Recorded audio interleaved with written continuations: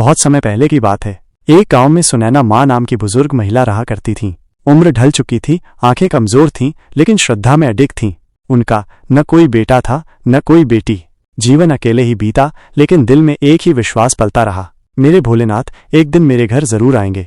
हर दिन वो शिवलिंग पर जल चढ़ाती, बेलपत्र अर्पित करती और भोलेनाथ से प्रार्थना करती, हे भोले, अंत समय में बस इतना वरदान देना, कोई मुझे माँ कहे और मुझे कंधा दे। गांव वाले अक्सर हंसते, इस उम्र में कोई बेटा नहीं मिलेगा। पर सुनैना माँ मुस्कुराकर कहती, मुझे किसी बेटे की नहीं, अपने शिव की आस है। एक दिन गांव में एक युवक आया।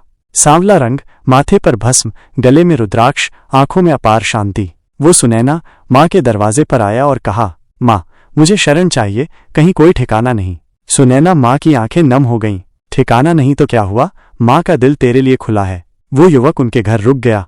माँ उसे खाना बनाकर खिलाती और युवक उन्हें माँ कहकर बुलाता। हर रात उनके थके पैर दबाता और धीमे स्वर में गाता, जय शंभो, जय शिव शंकर, माँ की सेवा तुझसे बढ़कर।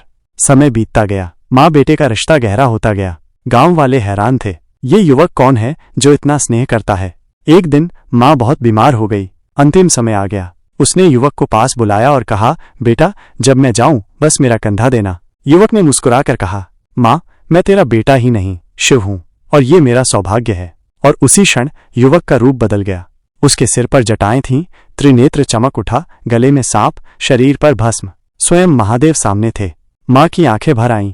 भोले, तू? भोलेनाथ बोले, तेरी भक्ति ने मुझे विवश किया। माँ, मैं तुझे अकेले कैसे जाने देता। स्वयं महादेव वहां प्रकट थे। सुनैना माँ की आंखों से आंसू बह निकले। भोलेनाथ, तू सच में आया? भोले बोले, तेरी सेवा, तेरा प्रेम, तेरी पुकार मुझे खींच लाई माँ। और सुनैना माँ ने भोलेनाथ की गोद में प्राण त्याग दिए। भोलेनाथ ने स्वयं उनकी चिता सजाई, उन्हें अग्नि दी और कहा, जिसने शिव को माँ का प्रेम दिया, शिव ने उसे बेटा बनकर विदा किया। जब भक्ति सच्ची हो तो भगवान खुद रिश्ता निभाने आ जाते हैं। भक्ति में वो शक्ति है जो स्वयं भगवान को भी नियम बदलने पर विवश कर दे।